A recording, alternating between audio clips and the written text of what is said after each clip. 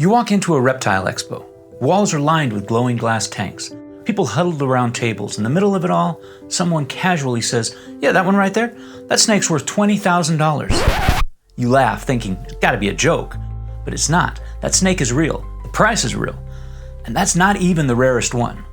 So what exactly makes a snake worth that kind of money? We're heading to the surprisingly competitive and surprisingly expensive world of ball python morphs. Soon, you'll not only understand why these things are so expensive, but you just might be ready to welcome one of these scaly little nope ropes into your home. First off, yeah, ball pythons are snakes, but they're not venomous, they're not aggressive, they're actually pretty docile and friendly.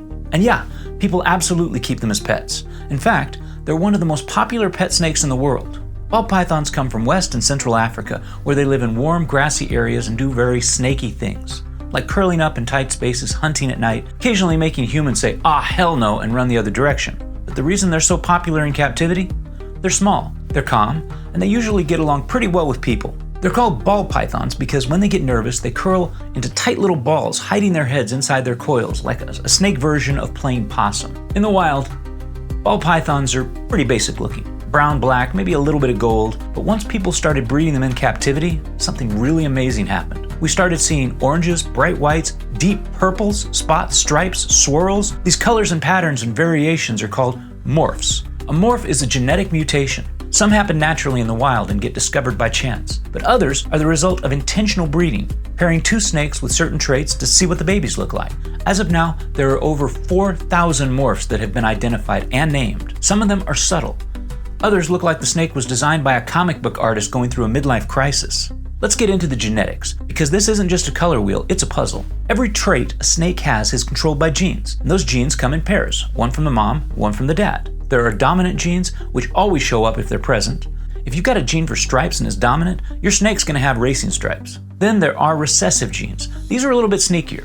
You can carry them without showing them. So if a snake has one copy of a recessive gene, it might look totally normal, but breed it with another snake carrying the same gene and suddenly their babies reveal a hidden morph. That's called a het, short for heterozygous. You'll hear breeders say something like het for clown or het for pied. And what that means is the snake carries the gene but doesn't show it yet. But the next generation might.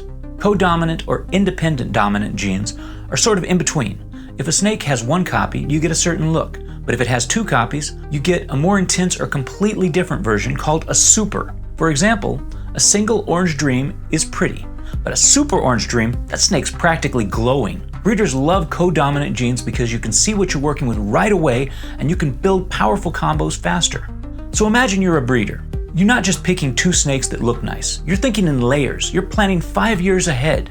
You're trying to pair specific genes to create something new, something clean, bright, wild, completely one of a kind. And if it does work, you don't just make cool snakes. You might make something worth thousands of dollars. This is where the market explodes, because rare genes, limited combos, that's when morphs become investments. Now let's talk numbers. Not all ball pythons are expensive. You can get a basic morph like an Enchi or a yellow belly for around $50 to $150.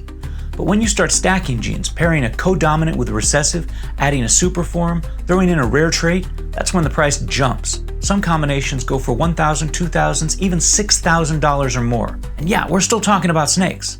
But it's not just the look that makes them valuable, it's their breeding potential. A morph like a Batman, for example. That's a combo of a spot nose and a clown, might not look outrageously flashy to someone outside the hobby. But if you add in something like a Redhead or pair it with another recessive gene, suddenly you're holding a genetic gold mine. Here's the part you've been waiting for. The morph that's known for blowing people's mind and their budget. The stranger gene is recessive, super rare, and can enhance pattern in the right combos. Top quality stranger ball pythons can sell for over $20,000. The stranger doesn't glow, it's not neon, it's not bright white, actually it's kind of low key. Dark black body, tan dorsal stripe, subtle brown dotting, very simple. But under the surface, it's loaded. The stranger gene is recessive, incredibly rare, and can enhance patterns in the right combos. Top quality stranger ball pythons can sell for over $20,000. That's a brand new car. That's the first year of college. That's a snake. So yeah, ball pythons can cost serious money, but for breeders and collectors, it's not just about the price. It's about creativity. It's about chasing the perfect combo and seeing something living and moving that no one else in the world has. You're not just collecting snakes, you're creating art with genetics. So the next time someone says, wait, you paid how much for a snake? Just smile, because they probably spent the same amount of money on a phone last year that'll be outdated by next year. Your snake, it just might make history, and a lot of money. I really appreciate you sticking with me on this slithering journey. If you enjoyed it and want to learn more about cool animals and interesting critters, hit that subscribe button and share it with a friend. Would you own a ball python? Do you already own one? Let me know in the comments. See ya.